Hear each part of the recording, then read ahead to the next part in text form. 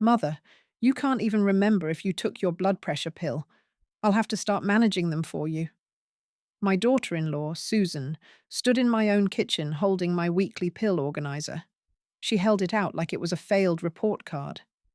The little plastic box, with its tiny doors for each day, suddenly felt like a cage. The old refrigerator hummed behind me, a sound that had comforted me for 20 years. Now it just sounded like a warning. A hot flash of shame washed over me. I'm 72, not a child. I remembered taking the pill. I'd had it with a piece of toast and marmalade, just like every morning, but the look on her face made me doubt myself. "I took it, Susan," I said. My voice was weaker than I wanted. She just smiled, that tight, thin smile of hers. "Of course you think you did?" It wasn't a mean statement, not on the surface, but underneath, it was cold steel. That's when the shame was replaced by a cold, hard fear. They weren't just managing my pills, they were starting to manage my life. My son, David, came in from the living room, drawn by our voices. He put a hand on my arm, his touch meant to be comforting. It just felt heavy. "It's for your own good, Mum. We worry." He was wearing a wool sweater that smelled faintly of Susan's laundry detergent. "I'm fine, David. I'm perfectly capable," I said, looking from his face to hers. That's when I saw it.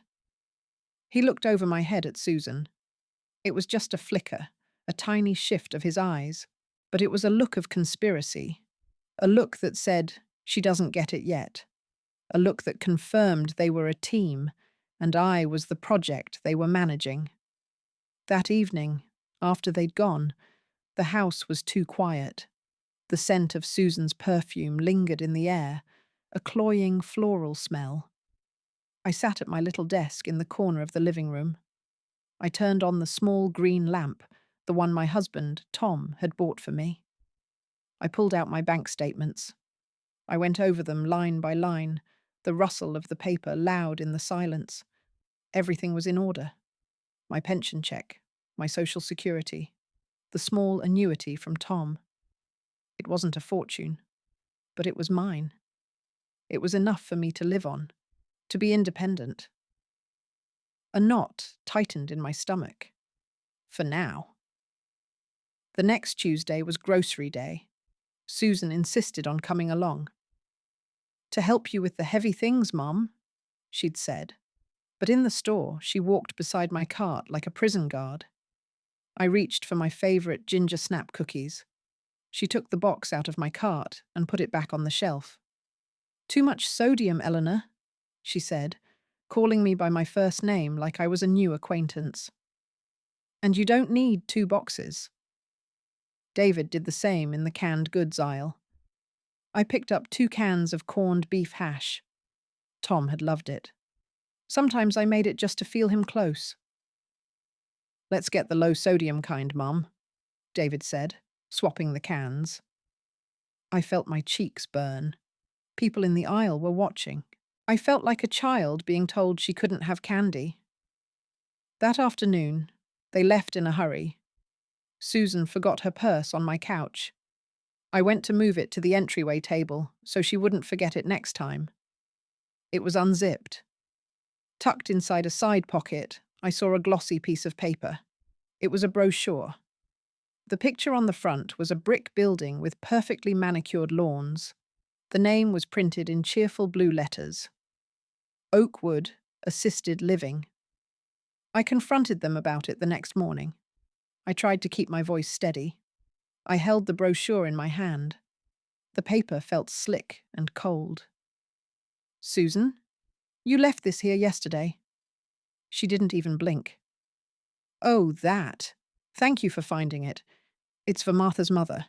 You know, from my book club. She's been having a terrible time with her." David jumped in, his voice smooth as butter. "Yeah, Mum. A really sad situation.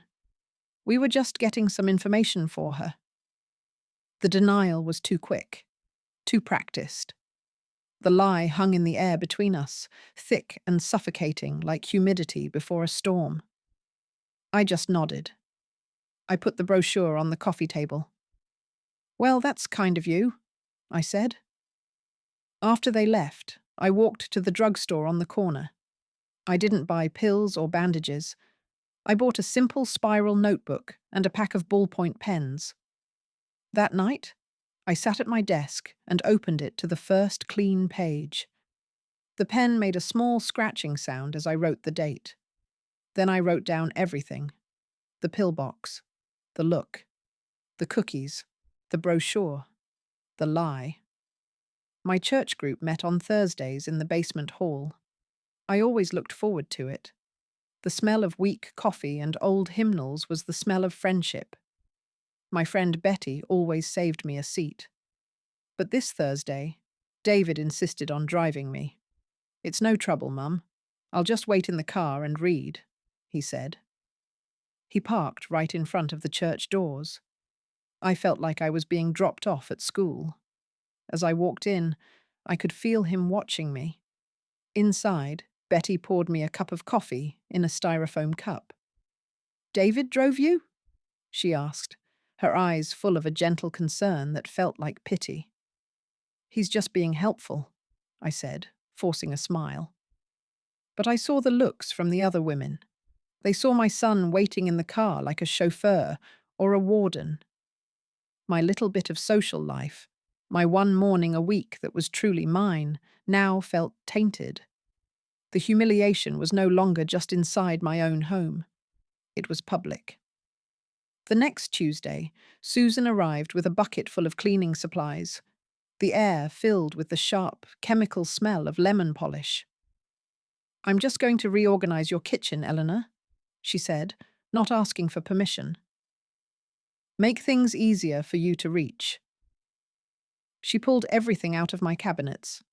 The neat stacks of plates my late husband Frank and I had picked out were suddenly scattered on the counter. For the rest of the afternoon, I listened to the clatter of pots and the bang of cabinet doors. She moved my spices from the rack beside the stove to a high shelf I couldn't reach without a stool. She put my good china in a box in the pantry. I knew what she was doing. She was making me a stranger in my own home. The next morning, I couldn't find my favorite mug, the one with the faded bluebirds on it. I searched every cabinet, my frustration growing with each empty shelf. I finally found it in a box of things marked for donation. I sat down at my kitchen table, held the cold ceramic in my hands, and cried. Later that day, I was resting on the sofa when I heard Susan's voice, low and urgent, from the hallway.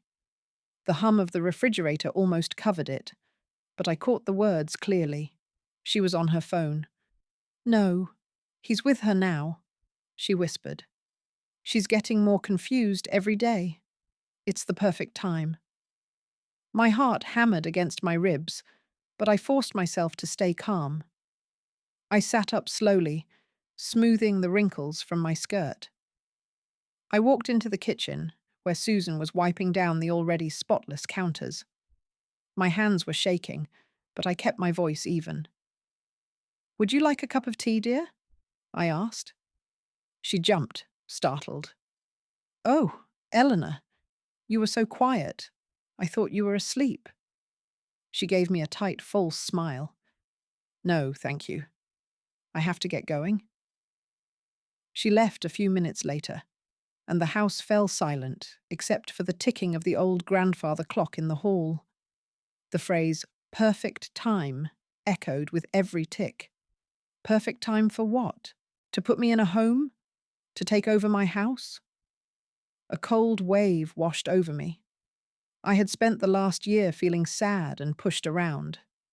I realized, sitting there in my strange new kitchen, that sadness was a luxury I could no longer afford. It was time to stop being a victim. It was time to start listening. David came over that Friday. He didn't bring groceries. He brought a thick stack of papers and a fancy pen. He spread the documents on my dining room table, the crisp paper sliding over the polished wood. Just a routine update for your pension, Mom, he said, his voice a little too breezy. They change the forms every few years. Just need your signature on these pages here. He pointed to several yellow sticky tabs marked with an X. He stood over my shoulder, smelling faintly of aftershave and impatience. I picked up the top page. The print was small and full of words I didn't understand. I'd like to read these first, David, I said quietly. His jaw tightened. He tapped the pen on the table, a quick, irritable rhythm. Mom, it's just standard legal stuff. It's complicated. You'll just confuse yourself. Just sign it. His voice had an edge to it, a sharp command dressed up as concern. I looked from his face to the papers and felt a deep, certain dread. I put my reading glasses back in their case. I'll look them over this evening and you can pick them up tomorrow, I said. David argued for another 5 minutes, his frustration growing, but I didn't budge. He finally left in a huff, slamming the front door just a little too hard. As soon as his car was gone, I put the papers in my big purse and walked next door to George's house. George was a retired accountant, a widower like me. His house always smelled of old books and strong coffee. He cleared a space on his desk, which was piled high with tax manuals and history books. He put on his reading glasses and went through the pages one by one, making little noises under his breath. After 20 minutes of complete silence, he took his glasses off and looked at me over the top of the stack. His kind face was grim. Eleanor, he said, his voice low. This isn't a pension update. They're trying to get you to sign over durable power of attorney. It would give them complete control of your finances, your house, your savings, everything. He pushed a small business card across the desk toward me. This is my niece. She's a lawyer, and she is sharp as a tack. Call her Eleanor. Today, I went home and locked myself in my bedroom. The afternoon sun cast long shadows across the floral wallpaper. I sat on the edge of my bed, the business card feeling heavy in my hand. Ms. Albright. The name sounded strong. I took a deep breath, smelling the faint, dusty scent of old perfume that always lingered in my room, and dialed the number. I spoke in a whisper, afraid David might come back, afraid Susan might have left something behind. A calm, professional voice answered on the second ring. Albright Law. I explained who I was and who had referred me. Ms. Albright herself came on the line. I told her everything, my voice cracking at first, then growing stronger as I laid out the story of the pillbox, the kitchen, the condescending words, and now, the papers. She listened without interrupting. The silence on her end of the line wasn't empty, it was patient and focused. When I was finished, she said, Eleanor, you've done the right thing by calling. Now here is what we need to do. I want you to document everything, every conversation, every text message, every helpful little visit. Keep a journal? We need a record. Her voice was steady and clear, cutting through the fog of my fear. They have started a war, she said. Now we start fighting back. My first real mission felt like something from an old black and white movie. Ms. Albright said to document everything, and I knew their words were the most damning evidence. I needed a recorder. I'm just running down to the pharmacy for my prescription, I called out to David, who was reading the paper in my armchair. The vinyl of the chair sighed as he shifted his weight. Want me to drive you, Mum? He asked, not looking up. No, dear. The walk will do me good. I grabbed my purse, the worn leather cool against my fingers, but I didn't go to the pharmacy. I walked 2 blocks in the other direction, to an electronics store I'd only ever glanced at. The automatic doors slid open with a soft whoosh, and the air inside smelled of plastic and clean metal. A young man with rings in his ears helped me find a small, voice-activated recorder. It was no bigger than my thumb. Holding it in my palm, I felt a tremor of fear, but also a tiny spark of something else. It felt like rebellion. Back home, I unwrapped the recorder in the privacy of my bedroom. The instruction manual was filled with tiny print that made my eyes ache. I sat on the edge of my bed, the chenille spread soft beneath me, and practiced turning it on and off. A little red light blinked with each command. It felt strange and dangerous, like I was hiding a secret weapon. I had to find the perfect spot. The living room was best, since that's where they did most of their planning, right under my nose. My eyes landed on the silk flower arrangement on the end table. It had been a gift from Susan years ago, a mix of fake peonies and dusty plastic ferns. I never liked it, but I never had the heart to throw it away. I tucked the tiny black recorder deep inside, hidden between a stiff pink peony and a cluster of green leaves. You couldn't see it unless you knew exactly where to look. It felt like I was finally planting something in my own house that was just for me. A few hours later, Susan arrived with a bag of groceries I didn't ask for. "Thought I'd tidy up a bit for you, Eleanor," she said, pulling a yellow feather duster from the bag. My heart jumped into my throat. She started dusting the bookshelves, the television, her movements brisk and efficient. The scent of her lemon polish filled the air. Then she turned toward the end table. She picked up the lamp, wiped under it, and then her hand reached for the flower arrangement. She didn't find it. She lifted the whole vase, dusted underneath, and set it back down with a soft clink. I let out a breath I didn't realize I'd been holding. The air conditioning hummed, filling the silence. Later that afternoon, it paid off. I was in the kitchen peeling potatoes when I heard them talking. I left the water running to cover the sound of my footsteps as I crept closer. "It's a great location," David was saying. "The market is hot. We could get at least 400,000 for this place." His voice was calm, like he was discussing the weather. Susan's voice was lower. "And that doesn't even count what's in her savings." My hand tightened on the potato peeler.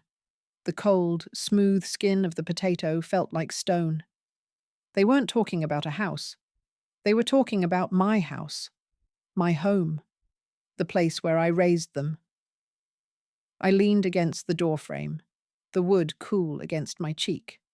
My house had a price tag, and apparently, so did I. The next morning, I took the recorder and my purse and went to the public library. The building was quiet, smelling of old paper and floor wax. I found an empty computer in the corner, far from the main desk. The young librarian, a girl with bright pink hair, saw me struggling. "Can I help you, ma'am?" she asked, her voice kind. "I need to get a file from this device onto one of these," I said, holding up the recorder and a little USB drive I'd bought. She didn't ask a single question. She just showed me which cables to plug in and which buttons to click. "You just drag it from this folder over to this one," she explained patiently. I watched the little blue bar crawl across the screen as the file transferred. A small sound file, holding the ugly truth of my children's plans. I felt a surge of pride. I could learn this. I wasn't helpless. That evening, the phone rang. The sound jangled my nerves. It was my daughter, Carol. She lived 3 states away and usually only called on Sundays. "Hi, Mum," she said. Her voice sounded thin, worried. "David called me. He said he's concerned about you." I sat down heavily in my armchair, the fabric worn smooth over the years. "Oh? What did he say?" I kept my voice even. "Just that you're getting a little forgetful. That he and Susan are having to help out a lot." She paused. He's just worried about you, Mum. We all are. I heard David's words coming from my daughter's mouth. He had gotten to her. He had painted his picture, and she was looking right at it. My heart didn't just break. It felt like it cracked right down the middle.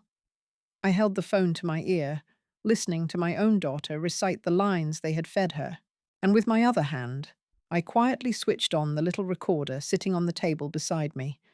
I decided it was time for a small test of courage. David was coming over that afternoon, planning to take my car keys for safekeeping. He said it was because my reflexes weren't what they used to be. I knew it was just another bar on the cage they were building around me. Just before he arrived, I took the keys off their hook in the kitchen and tucked them deep inside a dusty canister of flour in the back of the pantry. "Oh dear," I said when he asked for them. I patted the pockets of my cardigan. I can't seem to remember where I put them. Susan, who was with him, let out a long, theatrical sigh. "See, David? This is what I'm talking about." I watched them search. They pulled cushions off the sofa. They opened and shut the drawers of the hall table, the metal handles clanking with their impatience. They looked in the fruit bowl. I just sat at my kitchen table, sipping my lukewarm tea, the hum of the refrigerator filling the silence between their frustrated noises. They looked at me not with concern, but with annoyance. They thought I was losing my mind. The truth is, I was just done being convenient. In his frustration, David slammed his hand on the counter and left his phone lying there as he went to check the pockets of my coats in the closet. The screen lit up with a new message. I glanced down. It was from Susan, who was standing 10 feet away. The message read, "We need to push the competency hearing. This is getting ridiculous." The words competency hearing hung in the air, colder and sharper than the November wind outside my window. It wasn't just a suspicion anymore. It was a plan, a legal attack, wrapped in the language of concern. My breath caught in my throat, but I forced myself to stay perfectly still. My hands, resting on the warm ceramic of my teacup, didn't even tremble. Susan was rummaging through my sewing basket, her back to me. David was still in the hall closet, rustling hangers. I heard him mutter, "They're not in here." That was my chance. I picked up my own phone from the table, my movements slow and deliberate. I aimed it at David's screen, held my breath, and took a picture. The little camera sound was almost silent, lost in the noise of their search. I slipped my phone back into my pocket. My heart was beating like a drum against my ribs. There was no turning back now. The fear I had felt for weeks was burning away, leaving something hard and clear in its place. The next morning, I told Susan I had a doctor's appointment. "I'll drive you," she said immediately. "No, thank you, dear," I said, putting on my good coat. "It's just a routine checkup. I've already called a cab." The look on her face, a mix of suspicion and annoyance, was worth the $20 fare. But I wasn't going to the doctor. I went downtown to Ms. Albright's office. It was a quiet place, smelling of old books and floor polish. I sat across the big mahogany desk from her and placed the little USB drive on the gleaming wood. "I have more," I said. My voice was steady. I showed her the picture of the text message. She looked at it, then looked at me over the top of her glasses. A slow, grim smile touched her lips. "Well, Eleanor," she said, "this is what we call malicious intent. This helps us immensely." She told me my evidence was strong. "But we need to protect your assets, immediately, before they can file that petition." From her office, I went straight to my bank. I sat with a nice young man in a quiet, carpeted room and filled out a single form. With the scratch of a pen, I changed the beneficiary on my main investment account from my son, David, to my church's charity fund. It was done in less than 5 minutes. That night, I felt a strange mix of terror and hope. In my own home, I was a spy, an enemy combatant. David and Susan were in my living room, watching some loud game show on the television. The sound of the fake applause grated on my nerves. I closed my bedroom door, the old wood soft under my hand, and sat in the dark. I opened my tablet. The screen cast a blue glow on my face. I didn't look at sad brochures for places like Oakwood Assisted Living. I typed Luxury Senior Living Florida into the search bar. Websites bloomed on the screen, full of palm trees and sparkling blue swimming pools. I saw pictures of women my age in bright clothes, laughing in an art class. I saw balconies overlooking the ocean. One place was called Seaside Villas. I clicked on it and read about their book clubs, their garden plots, their walking trails. The idea of a new life, a life of my own choosing, took root in my heart. It was more than a fantasy. It was a promise. It gave me the strength to listen to their voices through the door and not feel a thing. A few days later, I decided to run one more test. Over breakfast, as Susan was measuring out my oatmeal like a scientist, I sighed. "You know," I said, looking at the china cabinet, "I was thinking of donating your father's old furniture to the church. That big desk and the matching chairs. Pastor Jim could really use them." Susan froze, the spoon hovering over my bowl. "Eleanor, no. That's valuable. That's a Hepplewhite reproduction. We should get it appraised." Her eyes were wide with panic. It was the most animated I had seen her in weeks. "She's right, Mum," David chimed in from the doorway. "Let's not be hasty." Their greed was so ugly, so transparent. I just nodded slowly. "Oh, I didn't realize." "Of course, dear." I went back to my toast, but later, in my room, I wrote the whole exchange down in my journal. Every word. That afternoon, the mail came. I heard the clank of the slot in the front door. I went to get it. Among the bills and the grocery store flyers was a stiff white envelope with a clear plastic window. It was a certified letter. My stomach turned to a cold, hard knot. It was from a law firm I didn't recognize. I knew, before I even opened it, that the first shot had been fired. I held the certified letter in my hands. The paper felt thick and cold, like a stone. I didn't even need to open it to know what was inside. I drove myself to Ms. Albright's office, the letter sitting on the passenger seat like an unwelcome guest. The air in her office smelled of leather books and faint perfume. She slit the envelope open with a silver letter opener. Her face didn't change as she read. She just nodded slowly, her glasses perched on her nose. "Well, Eleanor," she said, placing the papers neatly on her desk. "They've just made our case for us." "What do you mean?" I asked, my voice a little shaky. "This petition is aggressive. It's sloppy. It shows malicious intent." She looked at me over her glasses. "We'll need to file a formal response by the court's deadline." She pointed to a date circled in red on her calendar. But I had another date in mind, a much better one. Thanksgiving. That night, I sat at my computer until well past midnight. The only light in the house was the glow of the screen on my face. I looked at pictures of a place called Seaside Villas in Florida. There were palm trees, a sparkling blue pool, and women my age laughing together in a water aerobics class. It looked like a different world. I pulled out my credit card.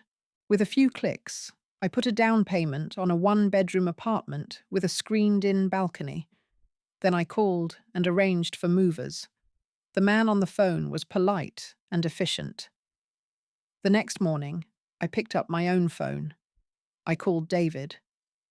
"I was thinking," I said, making my voice sound a little tired. We should have the whole family here for Thanksgiving. It might be my last one in this house." There was a little pause. I could almost hear him smiling. Thanksgiving Day arrived, cold and grey outside, but warm inside my house. The air was thick with the rich smell of roasting turkey and sage stuffing. Underneath it all, I could smell the lies. David and Susan were the first to arrive, their arms full of store-bought pies. "Oh, Mom, you shouldn't have gone to all this trouble," Susan said, giving me a hug that didn't feel real. Her perfume was strong and sweet. "It's no trouble, dear," I said, patting her arm. My daughter, Carol, came in behind them. She carried a green bean casserole, the glass dish still warm. She wouldn't look me in the eye. She just stared at a spot on my wallpaper, her face pale and full of guilt. I knew they had told her their version of the story, and she had believed it.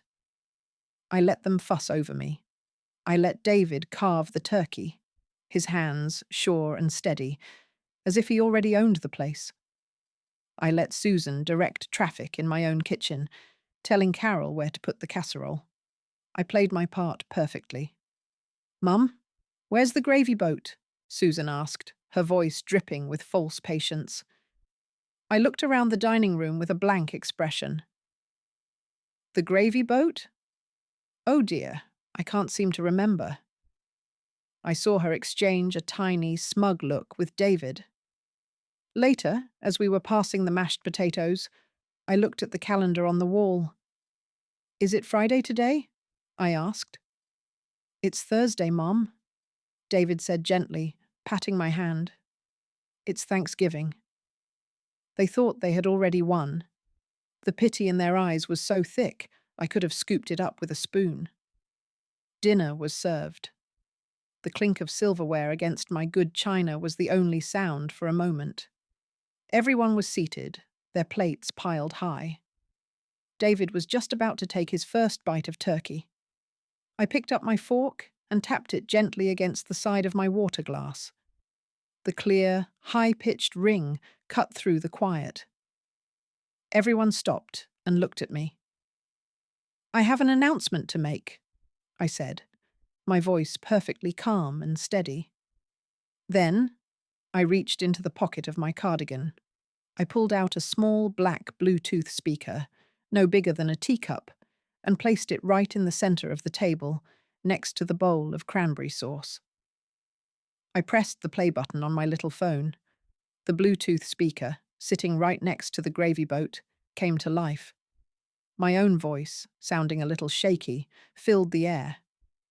"Hello?" Then Susan's voice, clear as a bell. "Hi, Eleanor. It's me, just checking in." A pause.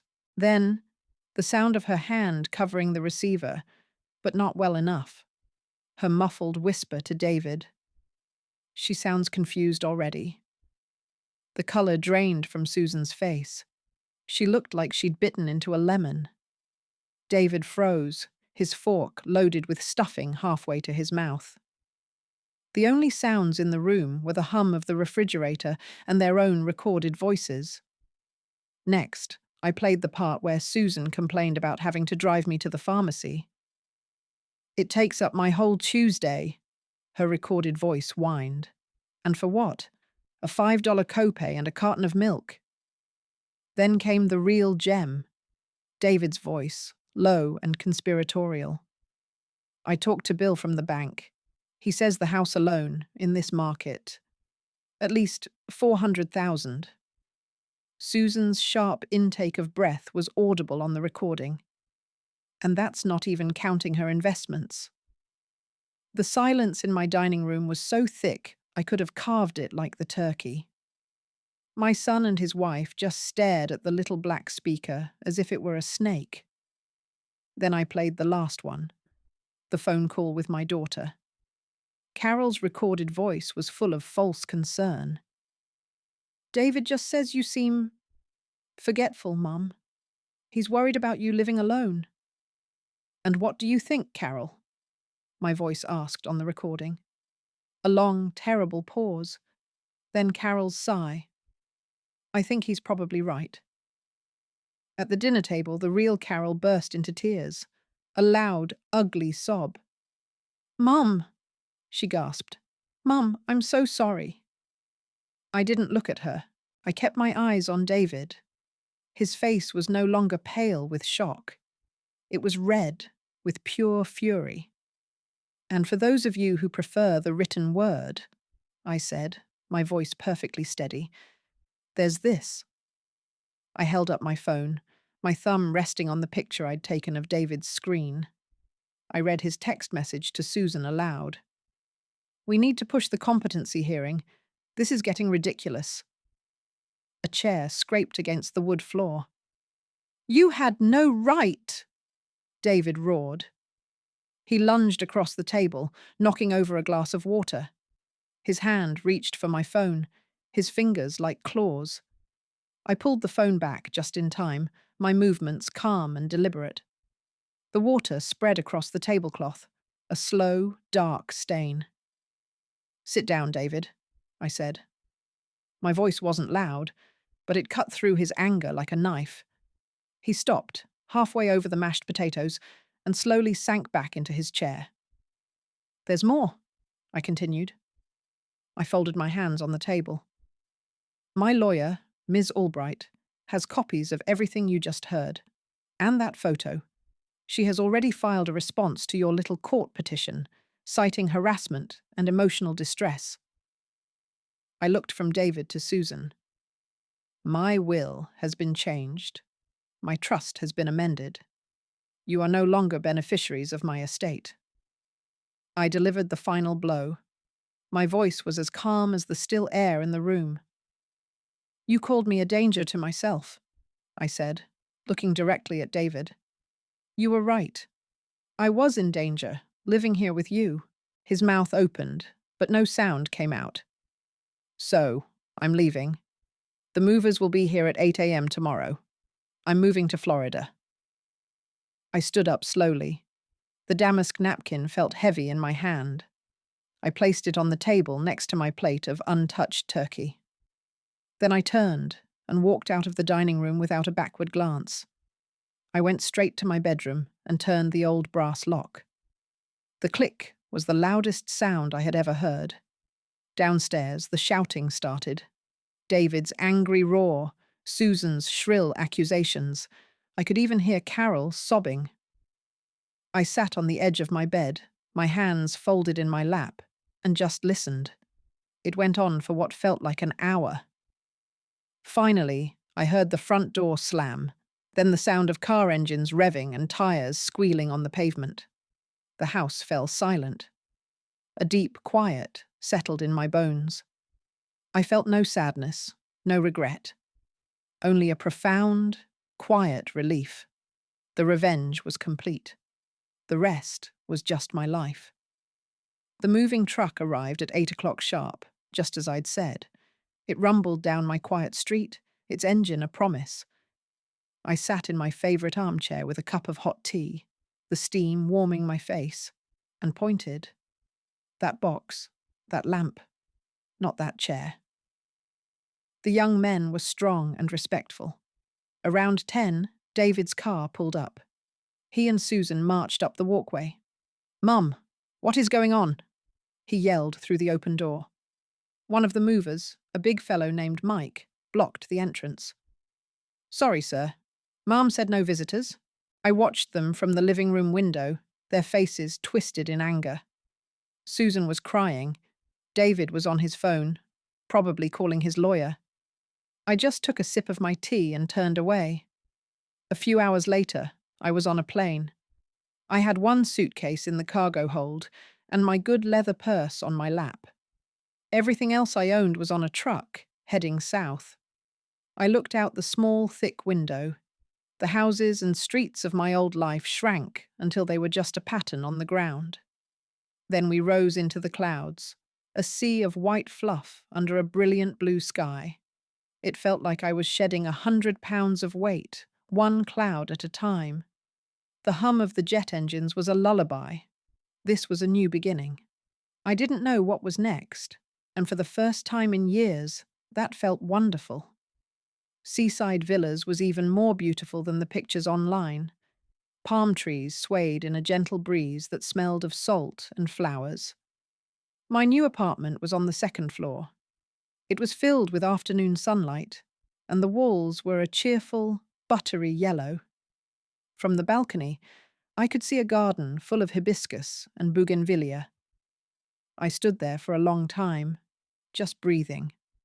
I was unpacking my little box of kitchen essentials when I heard a soft knock. I opened the door to a woman with bright silver hair and sparkling eyes. "Hello," she said, holding out a plate covered in foil. "I'm Margaret, your next-door neighbour. I brought you some oatmeal cookies. Thought you might need a little something after your journey." Margaret and I sat on her little screened-in porch, the morning sun warming our knees. The air smelled of salt and flowers. She had poured us coffee in thick, sturdy mugs that felt good in my hands. The cookies were oatmeal raisin, still a little warm from the oven. "So, you're new to Florida," she said, taking a sip of coffee. "Big move." I hesitated for just a moment. "It was time for a change," I said. I told her a little bit. Not the whole ugly story with the recorder and the Thanksgiving dinner, but enough. I told her my children were a little too eager for me to be old, and I decided I wasn't quite ready. She listened, her eyes sharp and intelligent. She didn't offer any pity. When I was done, she just nodded slowly. "Good for you," she said, and it was the most validating thing I'd heard in years. A person's got to be the author of their own final chapter. I felt the knot in my shoulders, the one I hadn't even realized was there, loosen just a little bit. The next morning, I put on my old one-piece swimsuit and went down to the community pool for water aerobics. The water was heated, and it felt wonderful on my stiff joints. A woman with bright pink hair and a big laugh introduced herself as Judy. The instructor played old songs from the 70s, and we all bobbed and kicked and splashed. "You're a natural!" Judy shouted over the music. I laughed, feeling the water support me. There were about 10 of us in the class. We were all different shapes and sizes, with wrinkles and scars and stories in our faces. For the first time in so long, I wasn't David's mother, or Susan's problem, or Carol's worry. I was just Eleanor, another woman in the pool, trying not to splash the lady next to her. That night, I sat on my new sofa and finally plugged in my old phone. I had let the battery die on the plane. As it came to life, it started buzzing and chiming like a fire alarm. Dozens of notifications, voicemails, texts. I opened the voicemail app. There were 37 messages. I listened to the first few seconds of one from David. His voice was tight with anger, spitting words like humiliation and legal action. I clicked to the next one. It was Susan, crying those fake, breathy tears. "Eleanor, how could you do this to your family? We were only trying to help." Then one from Carol, just a choked sob, and my name. "Mom." My finger hovered over the screen. I felt a flicker of the old guilt, the old obligation. Then I thought of the warm pool and Margaret's simple words. "Good for you." I pressed select all, and then I pressed delete. I watched the little number next to the voicemail icon go from 37 to 0. My days settled into a peaceful rhythm. Water aerobics in the morning, a trip to the library in the afternoon, book club on Wednesdays. Every evening, Margaret and I would take a slow walk along the paved path that wound through the gardens.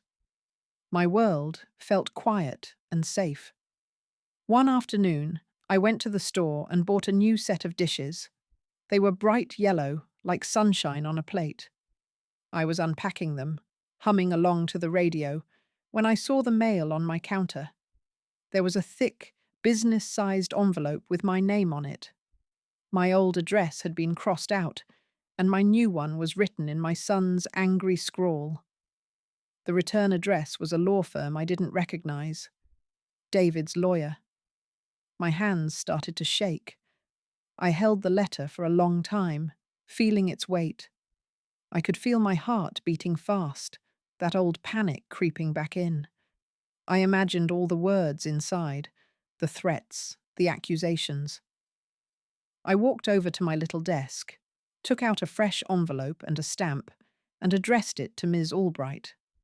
I put the unopened letter inside, sealed it, and walked right back out the door to the community mailbox. A week passed. I didn't let myself worry. I went to my classes. I read my book. I had dinner with Margaret. Then, on a Tuesday afternoon, my phone rang. It was my lawyer. "Eleanor," Ms. Albright said, her voice calm and crisp. "I got your package. It was a bluff, full of empty threats about contesting the will and your competency. We've sent a cease and desist letter. You won't be hearing from him again." The line went quiet for a moment. "It's over," she said gently. "You're free." I tried a painting class in the community clubhouse.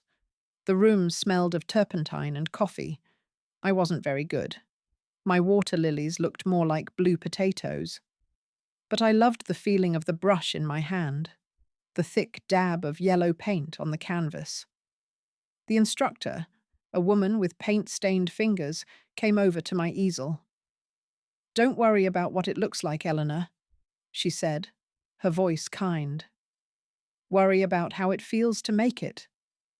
My world, which had become so small and grey in my last year at home, was now full of colour.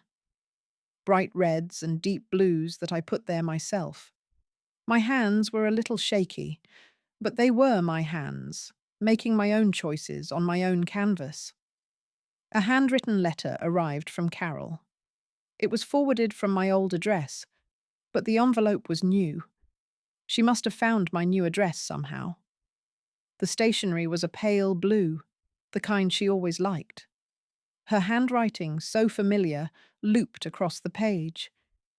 It was a long letter, full of apologies and explanations. She wrote that she was weak, that she let David and Susan convince her of things she knew weren't true. "I was a coward, Mom," she wrote. "I am so sorry I didn't protect you." I read it twice.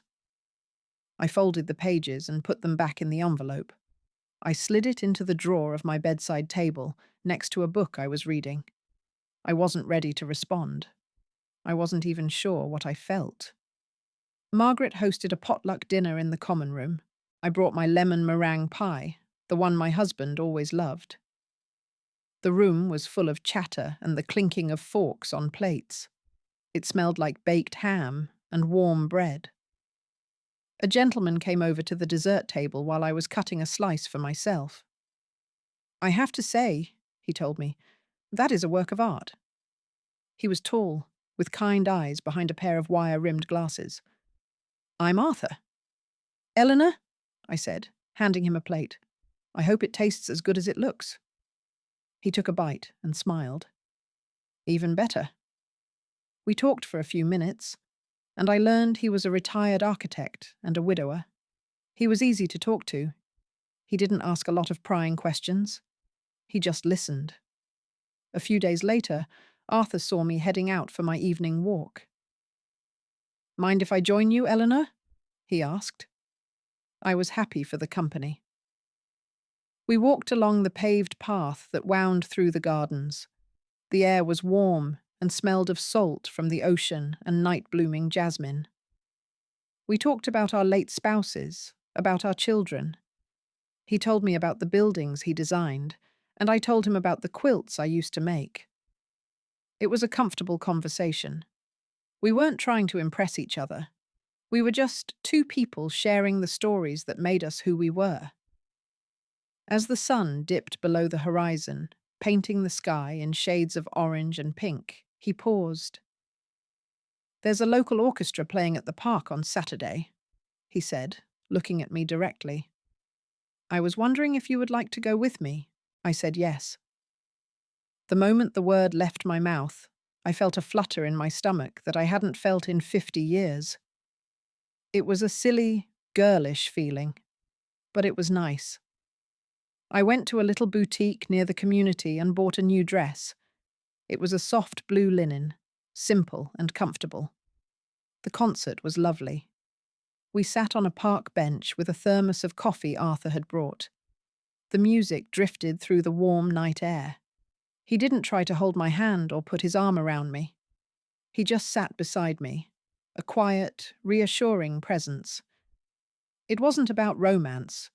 It was about companionship.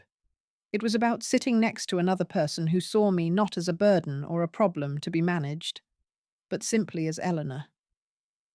I was sitting on my balcony, watching a little green lizard do push-ups on the railing. The sun felt warm on my arms, and the air smelled sweet from the gardenia bushes below. It suddenly occurred to me that a whole month had passed. A whole month without me once thinking about David or Susan. It was a strange feeling. For so long, worrying about them had been a full-time job. The space they took up in my head was a big, dark room full of anxiety. Now that room was gone. It had been knocked down and replaced with a sun porch, a porch filled with the sound of Margaret's laugh, the taste of Arthur's lemon pie, and the quiet hum of the water aerobics class. Margaret came out and sat in the chair next to me. "Penny for your thoughts, Eleanor?" I just smiled. "They're not worth that much," I said. "I was just thinking it's a beautiful day." And for the first time in years, that was the simple, honest truth. My first Social Security check arrived at my new address. It was a simple thing, a beige envelope from the government, but seeing my name and my Florida address printed on it felt like a victory. I held it in my hand for a long moment, the paper crisp between my fingers. I took it to a small community bank down the street. The air inside was cool and smelled of clean paper. A young woman with a kind smile helped me open a new checking account. "Just this one account for today, Mrs. Davis?" she asked, her fingers tapping on the keyboard. "Yes, thank you," I said. "Just for me." She handed me a book of temporary checks and a new debit card. I walked out into the sunshine, clutching the folder. It was a simple errand, something millions of people do every day. But for me, it felt like planting a flag on a new piece of land. This was my money. This was my bank. This was my home now. That evening, I found myself thinking about Carol's letter again. It was tucked away in my bedside table drawer. I didn't take it out to read it again. I knew what it said. It was full of shame and regret, and it felt honest. David and Susan were a lost cause. Their greed was a sickness, and I couldn't cure it. But Carol, she had just been weak. She had been swept up in their story, and I understood how that could happen. David could be very persuasive when he wanted something. I wasn't ready for a phone call. I didn't want to hear her cry. I didn't want to fall back into the role of the mother who had to make everything okay. But I felt a flicker of something. Not forgiveness, not yet. Just a possibility. In the lobby, there was a spinning rack of postcards. I knew exactly which one I would pick. The postcard showed a beautiful Florida beach at sunset, with soft pink and orange clouds. It looked peaceful. I bought it, along with a book of stamps. Back in my apartment, I sat at my small kitchen table. The silence was comfortable, broken only by the gentle hum of the refrigerator. I uncapped a pen and thought for a long time. What could I say that was true, but didn't promise too much? What could I say that would let her breathe, but keep my own fences strong? In the end, I wrote just 3 words on the back. I am okay. I signed it Mom and walked down to the mailroom. The sound of the postcard dropping into the metal slot was loud in the quiet hall. The ball was in her court now, but the court was on my terms. I hosted my first little dinner party. Margaret came, of course. So did Arthur, and a lovely couple named Bill and Judy from down the hall. I made my famous chicken casserole, the one Susan always said had too much sodium. This time, I added extra cheese just because I could. We sat on my screened-in balcony as the sun went down, drinking iced tea and laughing. Arthur told a story about his time in the army, and Bill told a terrible joke that made us all groan. The air was filled with the clink of forks on plates and easy conversation. For the first time in so long, my home felt full of joy. My phone, sitting on the counter inside, began to ring. I glanced at the screen. It was an unknown number with my old area code. I let it go to voicemail. A few minutes later, it buzzed with a notification. It was Carol, her voice thick with tears. "Mum," she sobbed, "I got your postcard. Thank you. Just thank you." I listened to Carol's message again, the shaky breath, the little hiccup of a sob. "Mum, I got your postcard. Thank you." It was a start, a tiny seed planted in new soil. I didn't call her back, but I didn't block her number either. I just saved it in my phone under her name. Forgiveness, I decided, wasn't a light switch you could just flip on. It was more like a sunrise. It happens slowly, on its own time, and you can't rush it. I was in no rush at all. The Seaside Villas community library smelled of old paper and lemon polish. Twice a week, I started volunteering to read stories to the little ones who came in with their grandparents. Their uncomplicated joy was a balm to my soul. "Read the one about the grumpy bear again, Eleanor," a little girl with pigtails demanded, handing me a worn-out book. I settled her onto my lap, the warmth of her small body a comfort against my own. I felt useful here. I felt connected to a community that didn't see me as a burden, but as the lady who did the best grumpy bear voice. It was a title I was proud to hold. Arthur and I had become regular companions for walks and dinners. He never pushed, never pried. He just listened. One evening, we were walking on the beach as the sun bled into the ocean. The sand was cool beneath our sensible shoes. He reached over and took my hand. His was warm and dry, his grip gentle but firm. "It's nice walking with you, Eleanor," he said, his voice almost lost in the sound of the waves.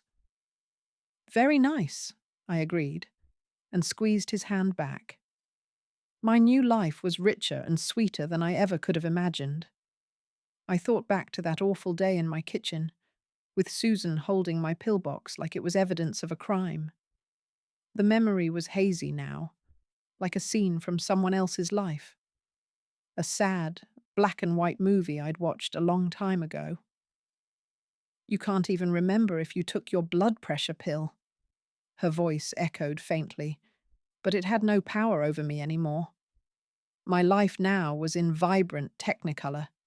The brilliant pink of the bougainvillea outside my window, the deep blue of the ocean, the cheerful yellow of my new dishes. I was the one choosing the colors now. I was on my balcony at sunset, a tall glass of iced tea sweating in my hand. Margaret was beside me, lost in a thick history book. Arthur was due to arrive for dinner in 10 minutes. A gentle sea breeze rustled the palm trees, making a sound like soft whispers. I didn't feel vengeful. I didn't feel angry. I thought of David and Susan and felt a distant, quiet pity for people who could only see value in dollars and deeds. They had my house, but I had my life. And as the last sliver of sun disappeared below the horizon, I knew, deep in my bones, that I had gotten the better deal. I just felt peace, a deep, quiet, and completely earned peace.